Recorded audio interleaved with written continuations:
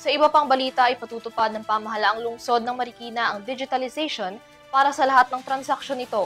Bahagi ang hakbang na ito sa modernisasyon at para tiyakin efficient at transparent na serbisyo ng lokal na pamahalaan.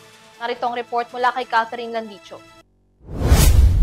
Isinusulong ng pamahalang lungsod ng Marikina sa pamumuno ni Mayor Man Teodoro ang digitalization o contactless government transactions upang mas mapabilis, mapatibay at maging mas tapat ang serbisyong ibinibigay sa publiko.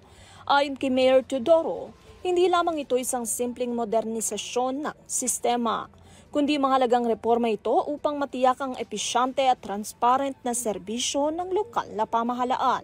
Na ipupush natin ang digitization sa lahat ng serbisyo, pati pagbabayad ng multa, pag-a-apply ng permit, gusto po natin digitalize na. Ngayon, nagsimula na tayo sa masusing pagsusuri ng lahat ng mga proseso sa City Hall o isang process audit. Isa-isa nating inaaral kung paano mas mapapadali ang mga hakbang at paano mapapabilis ang turnaround time o bilis sa pagkuha ng mga dokumentong kailangan ng ating mga kababayan.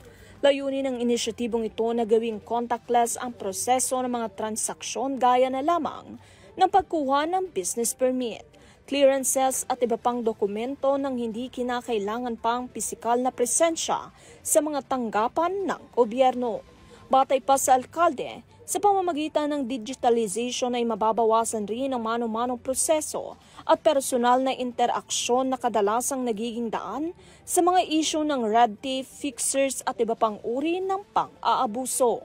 Ito rin umano ay isang hakbang upang mapanatili ang integridad ng serbisyong publiko at matiyak na ang bawat mamamayan ay may pantay na access sa maayos na serbisyo ng pamahalaan.